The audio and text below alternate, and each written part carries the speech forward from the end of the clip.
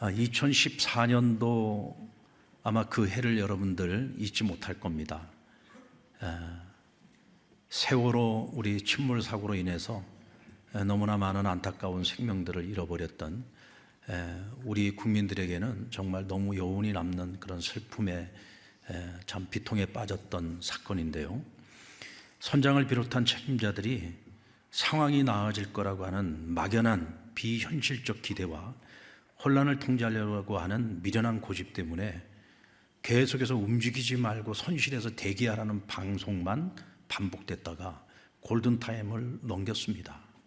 그래서 어쩌면 더 많은 생명이 살 수 있는 기회가 있었음에도 불구하고 살리지 못하고 모두가 다 함께 죽을 수밖에 없는 그런 비참한 참극이 벌어졌습니다.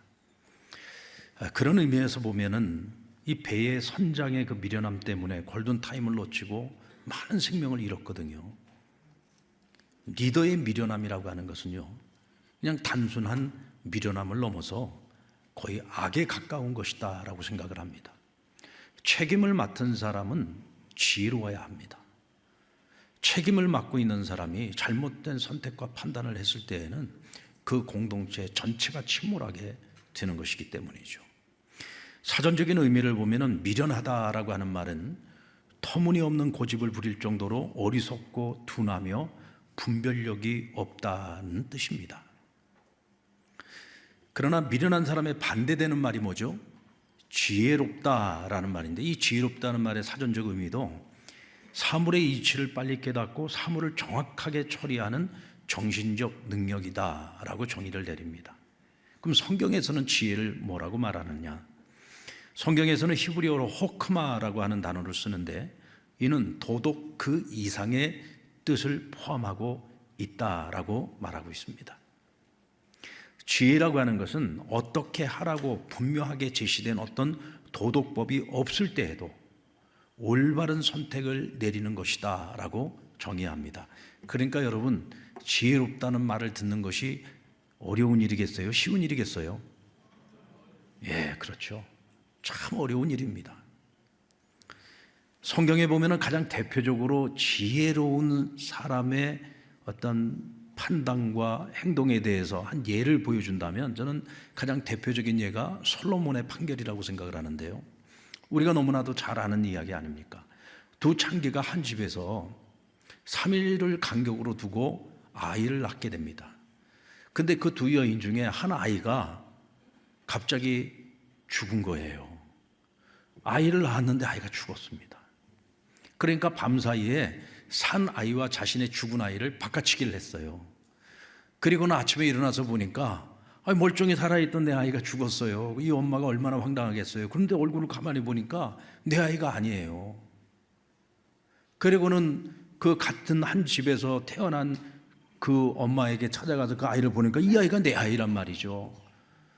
그런데 이 여자는 이 아이가 자기 아이라고 주장을 하고, 그런데 도무지 이게 답이 나오질 않는 거예요. 요즘 같은 경우야 DNA 검사하면 금방 나오겠지만, 그 당시에는 또 이제 갓 태어난 아이 그 얼굴을 가지고 어떻게 그걸 갖다가 판단을 하겠습니까? 그래서 이거를 판결을 못하고 있다가 결국은 솔로몬 왕에게까지 이 문제가 올라오게 된 거예요. 솔로몬이 어떻게 판결을 했습니까? 칼을 가지고 와라. 지금 사나이는 이 아이 하나인데 엄마는 둘이니 어떻게 하겠느냐? 공평하게 판결을 하자. 아이를 반쪽으로 내가지고 아이를 쪼개서 반반씩 나눠 가지라는 거예요. 그러려면 어떻게 돼? 아이를 죽여야 되잖아요. 그러니까 이 사나이의 친엄마가 뭐라고 합니까? 차라리 왕이시여 이 아이를 저 여자에게 주십시오. 애타는 마음이죠. 비록 내가 이 아이를 키우지는 못할지라 이 아이는 살려야 되지 않겠습니까? 이게 엄마의 마음이잖아요. 이 아이의 친엄마라면 그런 마음을 가져야 되지 않겠습니까? 그런데 이 사나이를 도적질한 이 여자는 이렇게 얘기를 합니다. 왕이시여, 좋습니다. 이 아이로 하여금 내 아이도 되게 하지 말고 저 여자의 아이도 되게 하지 마십시오. 왕의 판결대로 하시라는 얘기죠. 죽이라는 겁니다. 자, 여러분, 둘 중에 누가 친엄마입니까? 지금 이 질문을 받고 머릿속에 고민하고 있는 사람은 좀 머리가 좀 문제가 있는 사람이죠. 이건 뭐 그냥 직문직답 바로 딱 나와야 되는 거 아닙니까? 내 아이도 되지 말게 하고 저 여자의 아이도 되지 말. 이거 얼마나 악한 겁니까? 이건 미련함을 넘어서 악한 거죠. 근데 오늘 이 판결을 통해서 이 솔로몬의 지혜가 얼마나 탁월한가를 보여주고 있습니다. 이건 무슨 답이 있는 것이 아니거든요. 무슨 판례가 있는 것이 아니거든요. 인간이 가지고 있는 본성, 어머니의 그 마음, 그것을 가지고 판결을 내린 거예요. 이건 누가 가르쳐 주는 게 아니거든요. 누가 가르쳐 주지 않아도 어떤 분명한 기준이 없어도 이것을 지혜롭게 판단할 수 있을 때 모두를 살릴 수가 있는 겁니다. 오늘 본문의 잠언의 말씀은 미련한 자에 대하여 이렇게 표현하고 있습니다. 잠언 1장 22절 말씀 우리 같이 한번 읽어볼까요? 시작. 너희 어리석은 자들은 어리석음을 좋아하며 거만한 자들은 거만을 기뻐하며 미련한 자들은 지식을 미워하니 어느 때까지 하겠느냐. 여기서 미련함의 특징을 세 가지로 이야기를 하고 있는데요. 거만함, 어리석음, 완고함이라고 말합니다. 우리 한번 따라 볼까요? 거만함, 어리석음, 완고함. 자, 이게 남의 얘기가 아니라 혹시 내 안에 이런 세 가지 요소 중에 어떤 모습이 자리하고 있다면 우린 미련한 거예요. 사람이 지혜로워질지 미련해질지를 결정짓는 요소는 머리에 있지 않답니다. 다시 말하면 지력에 있는 게 아니에요. 지능에 있는 것이 아닙니다. 그 사람의 태도에 달려 있다는 거예요. 그런데 미련한 사람의 가장 기본적인 태도가 뭐냐면 거만함입니다. 거만한 태도는 아무에게도 복종하기 싫어하는 넘치는 교만에서 비롯된다 그랬어요. 그러니까 지나칠 정도로 교만한 사람, 이런 사람은 거만해진다는 거죠. 거만한 사람의 특징이 뭐예요? 다른 사람에 대해서 굉장히 비판적이고 냉소적이라는 겁니다. 그래서 다른 사람이 하는 일에 깎아내리고 그 과정에서 가장 독선적이며 스스로 지혜로운 척하는 거예요. 그러니까 이 거만한 사람들의 특징이 뭐냐면 자기는 굉장히 지혜롭게 생각하는데 남들은 그 사람을 지혜롭게 생각하지 않는다는 거예요. 그러니까 거만한 사람의 특징은 어리석음입니다. 너무 어리석은 거죠. 자기가 어리석은데 자기가 어리석은 걸 몰라요. 자기가 똑똑하다고 생각해요. 지혜롭다고 생각을 해요. 그래서 자기 기준과 자기 판단을 갖고 모든 사람들을 함부로 판단하고 비판하고 냉소하는 겁니다. C.S. 루이스는 무엇이든 꿰뚫어 보는 것은 아예 보지 않음과 같다 그랬어요. 이 꿰뚫어 본다는 게 뭐예요? 분석하고 판단하고 뭐가 문제인지 찾아내서 사람들을 지적하고 비판하고 정죄하고.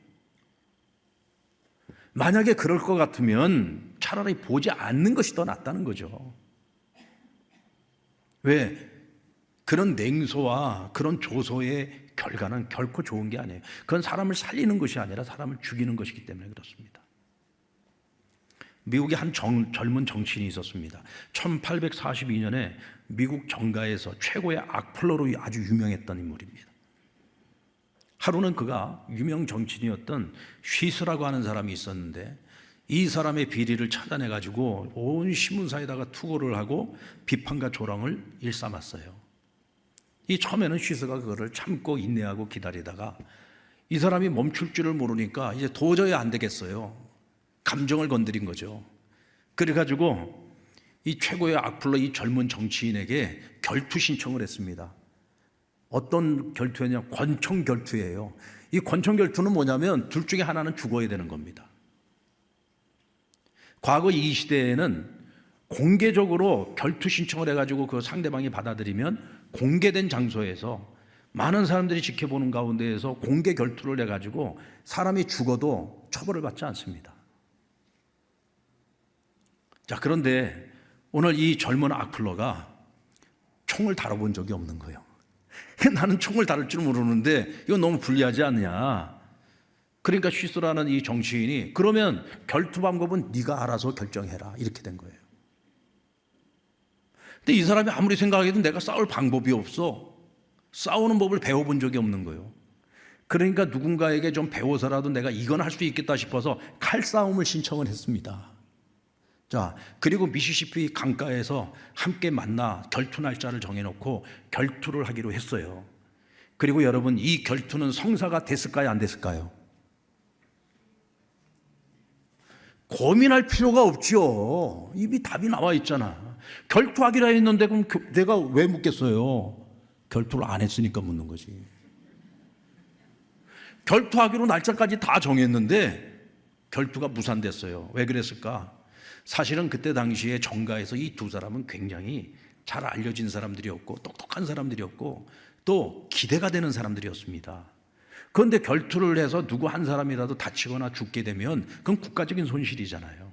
그러니까 그들을 아끼는 주변에 있는 많은 사람들이 극구 말린 거예요. 말리는 바람에 결국은 이것이 무산이 되어졌고, 이 대결을 통해서 한 사람은 죽어야 되는데 그 죽음을 피할 수가 있었단 말입니다. 그런데 여러분, 그 젊은 아쿨러가 누구였느냐? 우리가 너무나도 잘 아는 사람입니다. 미국의 여러분, 흑인 노예 해방 운동을 성공시켰던 대통령이에요. 누굽니까?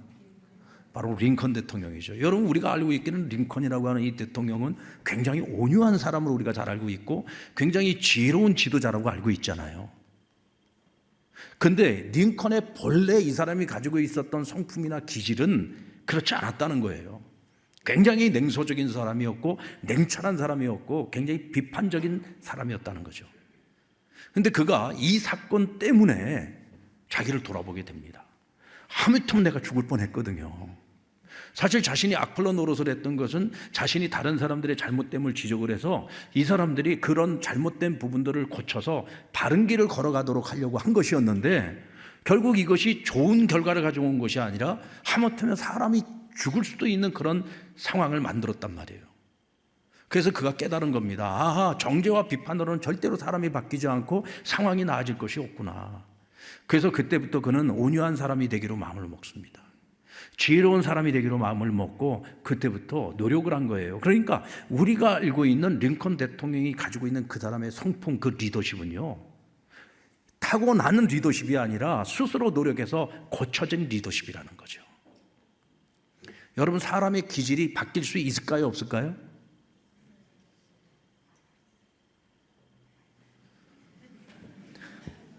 제가 물을 때는 여러분 절대로 어려운 걸 묻지 않습니다. 아주 쉬운 걸 묻는 거예요. 여러분, 사람의 기질이 바뀔 수 있어요, 없어요? 예, 뭐 보니까 반반인 것 같아요. 사실 사람의 기질이 바뀌는 건 정말 쉽지 않아요. 이 타고난 기질이 바뀐다는 거 결코 쉬운 일이 아닙니다. 그러나 이 링컨의 경우를 보면은요, 바뀔 수 있다는 거예요. 자신이 어떤 계기를 통해서 자기가 잘못 생각하고 있었다는 것을 알았을 때 자신의 기질을 바꾸기로 마음을 먹고 노력을 하니까 우리가 잘 알고 있는 그 위대한 대통령 링컨으로서의 그 리더십을 가질 수 있었다는 거죠.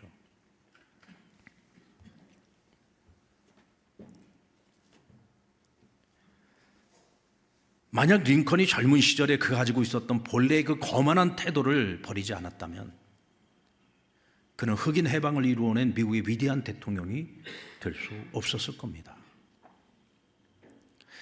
여러분, 이스라엘의 초대왕 사울은 초기의 겸손함을 잃어버렸어요. 원래 사울왕은 자기가 스스로 왕이 되는 거 하나님이 그를 택하셨거든요. 그러나 나는 왕이 될 자격이 없다고 도망 다녔던 사람입니다. 그런데 그가 왕이 되고 권력을 누리기 시작하면서 어느 순간부터 교만해지고 거만해지기 시작했어요. 그런데 결국은 그 거만함이 그의 인생을 파탄에 이르게 만들었습니다. 그런데 이 사울에게 쫓겨다녔던 다윗을 생각해 보십시오. 그가 나중에 왕이 되고 난 후에 그는 왕이 되면서 다른 모든 사람들을 다 품기를 원했어요. 심지어는 자기의 정적까지도 다 품기를 원했습니다. 그래서 그 정적들을 해치지 말라고 했어요. 이건 왕의 명령입니다. 그런데 당시에 군대 장관이었던 요압이 왕의 명령을 거부하고 다 죽여버린 거예요.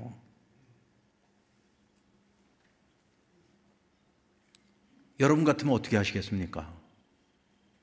그런데 다윗은 그 요압을 품었습니다. 용서했어요. 나중에 그의 아들 압살롬이 쿠데타를 일으켰어요. 예루살렘에서 급히 도망을 치고 있을 때 그를 쫓아오면서 다윗을 비난하고 모욕을 주고 능욕했던 사람이 누구냐? 시므이라는 사람인데, 이 시므이를 갖다가 신하들이 저거를 쳐다내야 된다고 하니까 다윗이 그냥 놔둬라. 저 시므이가 하는 말은 하나님이 저 사람의 입술을 통해 지금 나를 책망하고 계시는 것이다. 이렇게 겸손하게 그를 받아들이고 그를 용서합니다. 그런데 쿠데타가 맞춰지고 다윗이 다시 예루살렘으로 돌아올 때 누가 제일 먼저 나와서 맞이했느냐? 시므이가 제일 먼저 나와서 맞이를 합니다. 용서를 구했던 거죠. 근데 옆에 있던 신하들이 저놈은 당장 죽여야 된다고, 내가 제일 먼저 달려가 저놈부터 죽이겠다고, 이때도 다윗이 그들을 용서하라고 얘기합니다. 그런데 여러분, 나중에 다윗이 마지막에 죽기 전에 자기를 이어서 왕이 된 솔로몬에게 유언을 남깁니다. 그 유언의 가장 중요한 내용이 뭐냐면, 내가 죽거들랑 너는 반드시 요압과 시므이를 죽이라고 얘기를 합니다. 자기가 현직에 있을 때에는 그 두 사람을 살렸는데 아들이 왕이 되면 그 둘을 처단하라는 거예요. 그 이유가 뭐였을까요? 왕은 큰 혼란을 겪고 난 후에 비록 요압이 자신의 명령을 어겼고 시므이가 자신의 정적에 대해 자기를 그렇게 비난을 했지만, 그러나 그들을 다 품어서 그들로부터 충성심을 유발시키고 싶었던 거예요. 그래야 갈라진 마음들을 하나로 만들 수 있었기 때문에. 그러나 이제 자신이 죽고 어린 왕 솔로몬이 왕위에 올랐을 때 이 두 사람의 기질과 성품으로 봤을 때 배반의 성품을 가지고 있고 잔인한 기질을 가지고 있는 사람들이거든요. 아직 왕권이 완전하게 확립되지 않은 상태에 이 두 사람은 굉장히 후황거리가 되는 거예요. 그러니까 두 사람을 처단하라는 겁니다. 여러분, 이것이 다윗이 우리에게 보여주고 있는 굉장히 지혜로운 모습이 아니겠습니까? 어리석고 미련한 사람들의 특징은 감정적이라는 겁니다. 침착하지를 못해요. 그래서 올바른 판단을 내리지 못합니다. 이를 그르치는 거죠. 카네기의 인간관계론에 보면 사람들과 관계를 맺을 때는 사람이 논리적인 동물이 아니라는 것을 명심해야 된다고 얘기합니다. 사람은 굉장히 이성적인 존재인 것처럼 보이지만 사실은 굉장히 감성적인, 감정적인 존재라는 거예요. 우리는 편견으로 가득 차고 자부심과 허영심으로 움직이는 감정적인 동물을 다루는 것이라는 겁니다. 그러니까 인간관계론에 있어서 사람이라고 하는 존재는 편견과 자부심과 허영으로 가득 차 있는 존재라는 거예요. 그런데 비판은 위험한 불꽃을 튀게 만든다. 이 불꽃은 자부심이라는 화약을 폭발하게 만들고 그 폭발은 때로 죽임을 앞당기기도 한다는 겁니다. 그러니까 사람이라고 하는 존재는 굉장히 이성적인 존재인 것처럼 보이지만, 아주 이성적인 사람인 것처럼 보여도 그 사람들 안에는 언제든지 폭발할 수 있는 감정이 내재하고 있다는 거예요. 이성의 지배를 더 많이 받는 것 같지만 사실은 감정의 지배를 더 많이 받는다는 겁니다. 그런데 어떤 사람이 사람들의 그 감정을 건드려서 폭발시키느냐? 바로 이와 같이 거만한 사람들이 사람들의 그 감정을 폭발시켜가지고 저도 다치고 나도 다치고 다 함께 다치도록 만든다는 거죠. 여러분들, 혹시 우리 안에 그런 거만함이 있지는 않습니까? 혹시 우리의 잘못된 행동이나 잘못된 말이나 태도 때문에 누군가의 마음에 상처를 주고 아픔을 주어서 그 사람을 폭발하게 만들어가지고 그 주변에 있는 다른 많은 사람들을 다치게 만들지는 않습니까? 여러분, 우리가 그런 실수를 저지를 때가 참 많습니다. 그렇다면 그것은 우리 안에 그 거만함이 있다는 거예요. 그 거만함이 뭐냐? 미련한 겁니다. 우리의 그 미련함 때문에 누군가가 다치고 아픔을 겪고 그것 때문에 많은 사람들이 함께 어려움을 겪을 수 있다는 거죠. 그런데 여러분, 이런 거만함을 우리가 우리의 기질, 우리의 성품에서 바꿀 수 있어요, 없어요? 있어요, 없어요? 바꿀 수 있다니까요. 바꿀 수 있어요. 가장 기본적인 거 세 가지만 우리가 잘해도 됩니다. 첫 번째는 다른 사람의 단점보다는 장점을 보려고 애를 쓰십시오. 장점을 보려고 애쓰십시오. 여러분들 저를 보세요. 제가 얼마나 단점이 많은 사람인지 모릅니다. 그러나 여러분들 장점을 보려고 그러면요, 너무 이뻐요. 여러분들이 저를 볼 때, 제가 여러분을 볼 때도 마찬가지입니다. 여러분들 제가 자꾸 단점만 보려고 하면은요, 저 목회 못합니다. 그 사람이 가진 장점을 보려고 노력을 하니까 어떠한 경우에도 희망을 찾는 거예요. 기대를 가질 수 있는 거고 소망을 가질 수 있는 겁니다. 예전에 서울의 소망교회 곽선희 목사님이 저희 이제 신학교 시절에 목회학을 가르치셨어요. 그분이 우리 뭐 그런 걸 가르치더라고요. 여러분들 목회할 때 절대로 말 안 듣고 속색이고 힘들게 하는 사람 쳐다보고 목회하지 마시고 예배 시간에도 열심히 말씀 듣고 은혜 받는 사람 쳐다보면서 말씀 전하라는 거예요. 왜? 그래야 내가 100을 준비하면 한 130 나온대요. 근데 예배 시간에 졸고 앉아있고 쌍심지를 켜고 뭐가 문제인지 찾으려고 하는 사람들, 이런 사람들 보면서 설교하면은 준비된 걸 다 할 수가 없다는 거예요. 목회도 마찬가지라는 거예요. 열심히 따라와 주는 사람들을 데리고 목회를 하면 좀 부족한 사람들도 그 사람들이 다 이끌어낸다는 거예요. 근데 그 얘기가 맞더라고요. 저도 목회를 해보니까 그 얘기가 맞아요. 그게 무슨 얘기냐면 좋은 걸 보려고 노력을 해야 된다는 거예요. 비판과 정죄보다는 칭찬과 격려를 하려고 애써야지 된다. 항상 사람이라는 존재는 감정을 가진 존재라는 사실을 절대로 잊지 말라는 겁니다. 여러분, 이 세 가지 그렇게 어렵지 않습니다. 무슨 뭐 많은 돈이 들어가는 것도 아닙니다. 나의 생각과 기준만 바꾸면 돼요. 무엇을 볼 것인가? 무엇을 들을 것인가? 어떤 말을 내가 더 많이 하고 살 것인가? 그거 내가 선택하고 결정하시면 되는 거예요. 어렵지 않죠? 왜 대답을 안 합니까? 자, 그리고 미련함은 어리석음이라고 말할 수 있어요. 어리석음. 오늘 잠언에 의하면 어리석은 사람은 어리석은 사람을 좋아한다 그랬어요. 어리석은 사람은 어리석은 사람을 좋아한다는 말은 어리석은 말을 좋아한다는 얘기입니다.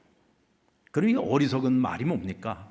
어리석은 말을 한마디로 표현하면은요, 진실을 말하지 않고 진리를 말하지 않고 거짓을 말하며 아첨하는 말을 하는 거예요.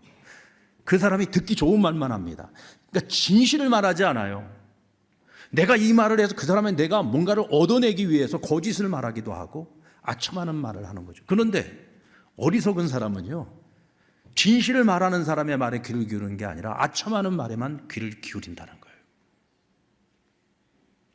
특별히 여러분, 자리가 높아지고요, 사람이 리더가 되는 그 위치에 서게 되면은요, 아첨하는 말을 듣는 게 더 좋아요. 그래서 여러분, 아첨하는 사람은 절대로 망하지 않는다는 말이 있습니다.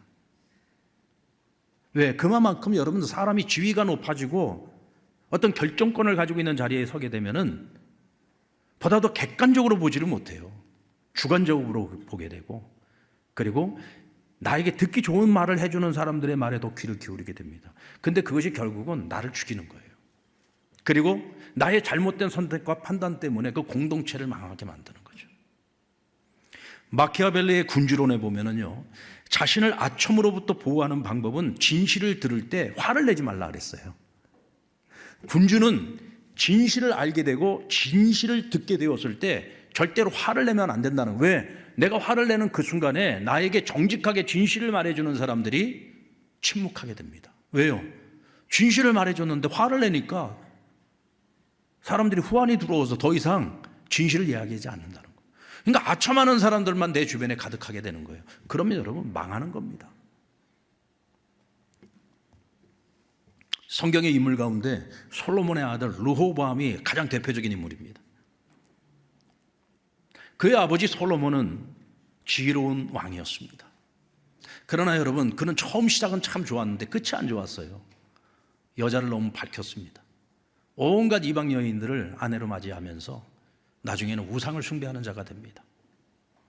그리고 자신의 영광을 드러내기 위해서 수많은 성과 수많은 건물들을 짓기 시작하는데 거기에 온 백성들을 거기 전부 다 투입을 시킨 거예요.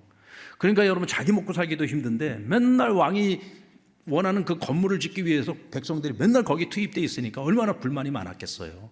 거기다가 세금을 너무 많이 뜯어가는 겁니다. 요즘 여러분들 세금 내느라고 힘드시죠? 근데 우리가 세금 내는 것보다 훨씬 더 많은 세금을 내느라고 고생을 직사게 한 거예요.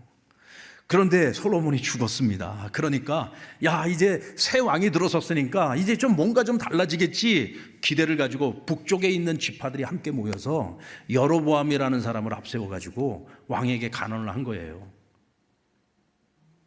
이제 세금을 좀 낮춰주십시오.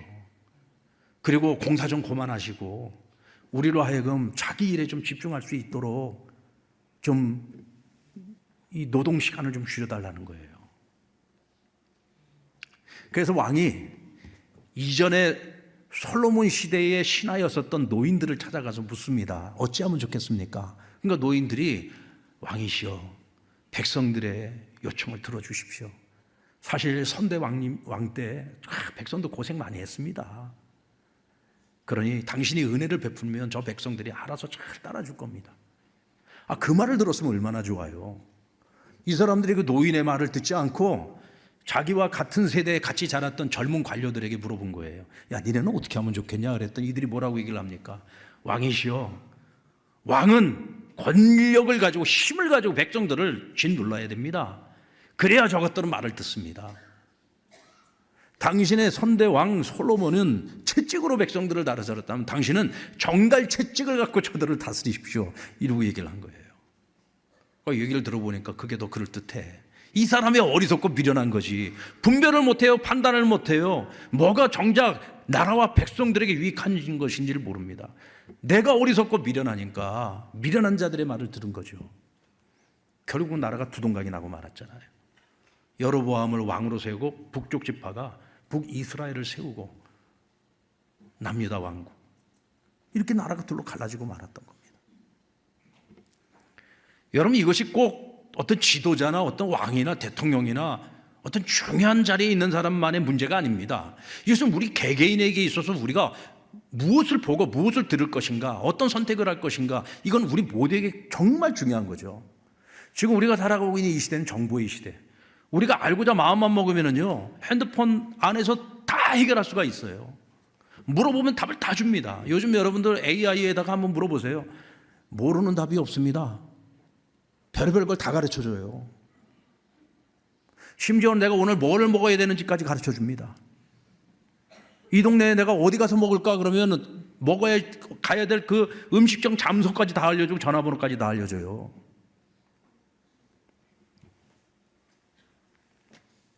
그런데 여러분, 문제는 뭐냐면 요즘 우리가 알고리즘의 노예가 돼가고 있어요. 제가 지난번에 한번 설교 시간에 알고리즘에 대한 말씀을 한번 전했을 거예요. 여러분들 유튜브를 보면은 내가 평상시에 많이 보는 콘텐츠가 있어요. 그러면은 유튜브를 딱 켜는 그 순간에 내가 자주 보는 비슷한 그 종류의 콘텐츠들이 쭉 뜹니다. 그게 알고리즘이에요. 이게 AI가 나의 성향을 알고 내가 원하는 거, 내가 자주 보는 거, 내가 보고 싶은 거, 듣고 싶은 거, 이런 것들을 쫙 모아서 보여주는 거죠. 처음엔 그걸 내가 선택했어요. 근데 나중에는 이 알고리즘이 결국 나를 만들어가요. 그러니까 내가 알고리즘을 만드는 것이 아니라 알고리즘이 나를 만들어가는 거예요. 그래서 나에게 계속 이걸 보라고 얘기하고 계속 이것을 들으라고 얘기를 합니다. 그러면서 점점 더 내가 그 알고리즘에 종속되어 버리는 거예요. 그래서 여러분, 지금 현재의 나를 알려면은 알고리즘을 보세요. 그러면 내가 요즘 무엇을 보고 있고 내가 무엇을 듣고 있고 내가 뭘 원하고 있는지 알고리즘을 통해서 여러분들 나 자신을 확실하게 분석할 수가 있습니다.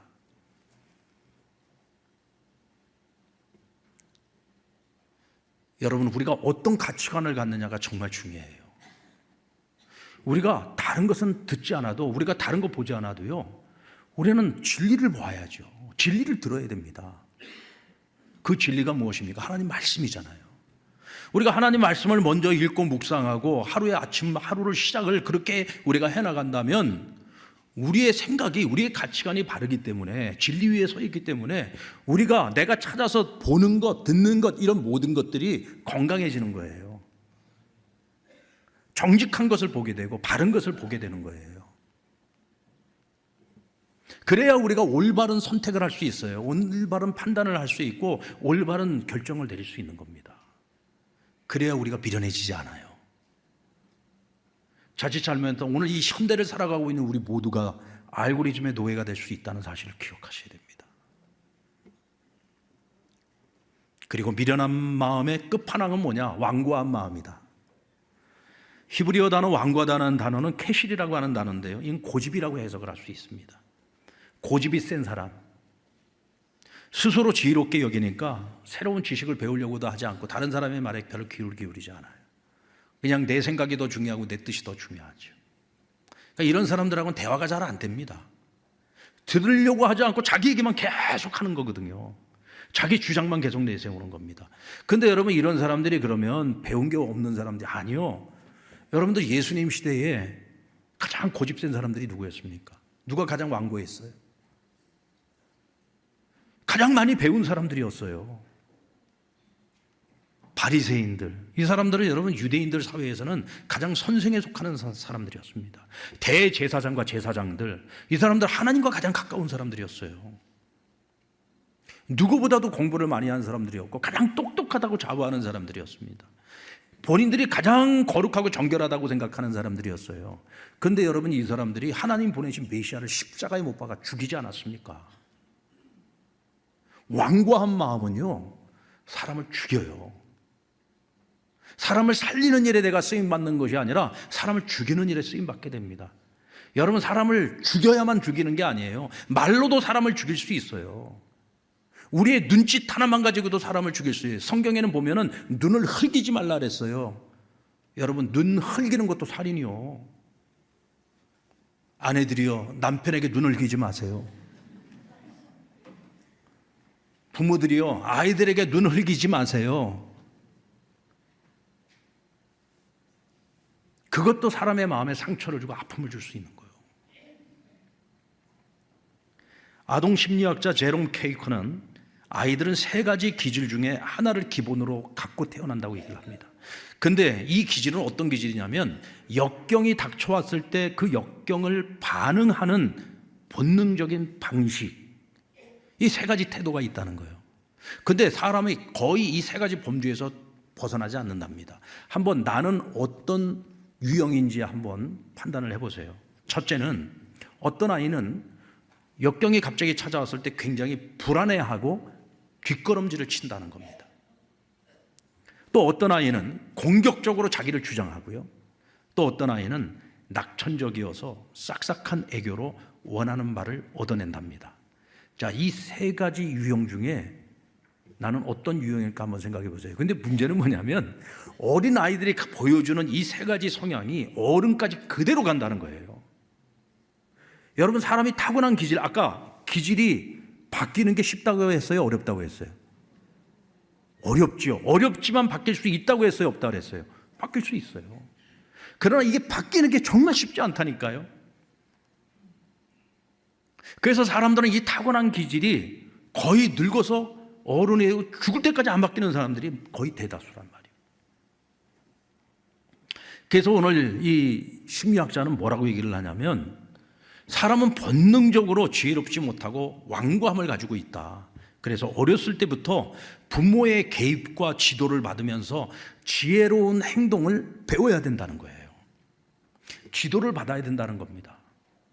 그럼 여러분들은, 난 이미 다 커버렸는데, 난 이미 어른이 됐는데, 나 이제 죽을 때가 얼마 안 남았는데 내가 바뀔 수 있나요? 여러분, 저와 여러분은 하나님의 자녀들입니다. 우린 그리스도인이에요. 저는요, MBTI 안 믿습니다. 요즘은 껐등만 하면 전부 다 MBTI가 뭐냐고 다 묻더라고요. 저는 MBTI를 안 믿어요. 왜 안 믿느냐면, MBTI라는 거는 이건 기질과 성품 조사하는 거거든요. 원래 이 사람이 타고난 기질이 뭔지, 타고난 성격이 뭔지. 근데 우리 그리스도인들은 정확하게 답이 나올 수가 없어요. 왜 그럴까요? 우리는 본래의 나가 있는가 하면 내가 되고 싶은 나가 있어요. 근데 우리 기독교인들은 되고 싶은 나가 더 강해요. 왜? 우리는 매주 예배를 드리잖아요. 하나님 말씀을 듣잖아요. 그러면서 내가 되고 싶은 나가 있단 말이에요. 나 이런 사람이 되고 싶어. 나 이런 그리스도인으로 살고 싶어. 나는 정말 예수님을 닮고 싶고 예수님의 성품을 닮아가고 싶은 사람이 되고 싶어. 저는 좀 촌스러워가지고 MBTI는 잘 몰라요. 저는 혈액형으로 보통 이야기를 하는데, 저는 O형이에요, O형. 저희는 아버지도 O형, 어머니도 O형, 누님들도 다 O형, 저도 O형. O형들끼리 같이 사는 집은 항상 시끄러워요. 왜? 다혈질들끼리 모여서 사니까. 저는 아주 전형적인 O형 다혈질입니다. 성격이 좀 급해요. 그리고 어떤 일을 판단하고 결정하고 추진할 때 굉장히 빠른 사람이에요. 그런데 많은 분들이 물어보면 제가 A형일 것 같다는 이야기를 많이 합니다. 왜 그럴까? 나는 탁월한 O형인데 왜 날 보고 A형일 것 같다는 생각을 할까? 생각을 해보면요, 그것은 후천적으로 저는 목회자입니다. 여러분, 목회자는요, 참고 인내하고 견디지 못하면 목회 못합니다. 내 성질대로 성질 다 부리면서 어떻게 목회를 하겠어요? 참고 인내하고 견디고 기다리고 그러면서 목회하는 거예요. 목회를 하는데 어떻게 그냥 바로 느낀다고 해서 바로바로 일을 추진을 할 수가 있겠어요? 신중하게 더 많이 생각을 해야 되고 더 많은 사람들이 자문을 구하고 한 번의 잘못된 선택과 판단이 큰 잘못된 결과를 갖고 올 수 있으니까 더 신중하게, 그래서 어떤 계획 하나를 세우더라도 더 타이트하게 더 구체적인 계획들을 세워서 추진해 나가는. 그러니까 남들은 제가 굉장히 A형적 성향을 갖고 있다. 아니에요. 원래는 그렇지 않아요. 결국은 하나님 맡겨진 이 사명을 감당해 나가면서 거기에 내가 맞추어져 나가다 보니까 나의 성격이나 성품이나 기질들이 조금씩 변화되고. 근데요, 아직도 멀었어요. 저는 제가 저 자신을 볼 때마다 나는 항상 그 얘기를 합니다. 난 아직도 멀었어. 난 아직도 멀었어. 저희 어머니가 돌아가시기 전까지 저한테 항상 하셨던 말씀이 그거였거든요. 이 목사는 겸손해야 된다. 겸손해야 된다. 어느 날 제가 그랬어요. 어머니 이제 그만하셔도 됩니다. 저 많이 겸손해졌습니다. 근데 저희 어머니가 저보고 그랬어요. 겉봐라, 아직도 멀었다. 겸손한 사람이 겸손하다고 얘기를 하겠습니까? 그래서 저는 아직도 멀었다고 늘 생각하는 거예요. 아직도 멀었어요. 그러나 그거 하나만큼은 분명해요. 주님을 닮고 싶어요. 주님을 닮아가는 사람이 되고 싶어요. 아직도 멀었지만 주님을 닮아가는 사람이 되고 싶은 거예요. 제가 되고 싶은 것은 예수님과 같은 그런 사람으로 살고 싶은 거예요. 오늘 저와 여러분에게 다 그런 기대가 있지 않습니까? 우리 모두에게 다 그런 소망이 있잖아요. 그러니까 MBTI가 중요하지 않아요. 우리가 무엇을 바라보느냐가 중요하죠. 우리 예수님 바라보고 살잖아요. 주님을 바라보고 살잖아요. 주님의 말씀조차 말씀대로 살고 싶은 그 소망을 가지고서 우리가 살아가고 있지 않습니까? 이때 여러분은 우리는 이 미련함을 다 벗을 수 있어요. 본래의 내가 아닌 정말 주님이 원하시는 주님이 기쁨이 될 수 있는 그런 사람으로 우리가 조금씩 변화되어지고 성장해 갈 수 있을 때 우리는 미련함을 벗어버리고 지혜로운 인생을 살아갈 수 있는 겁니다. 예수 믿는 내가 지혜로울 때 우리와 함께 더불어 살아가는 사람들이 예수 믿는 나에게 영향을 받지 않겠습니까? 이게 여러분 살리는 인생을 살아가는 거예요. 사람에게 상처 주고 아픔 주고 다른 사람의 인생을 파괴하는 것이 아니라 다른 사람을 위로하고 격려하면서 다른 사람의 삶뿐만 아니라 나의 삶이 나와 더불어 모든 사람들이 함께 행복해질 수 있는 지혜로운 인생길을 우리가 걸어갈 수 있는 겁니다. 여러분, 우리 다 같이 미련함을 벗어버리고 지혜로운 인생길을 함께 걸어갈 수 있는 저와 여러분 되기를 우리 주님의 이름으로 축원합니다.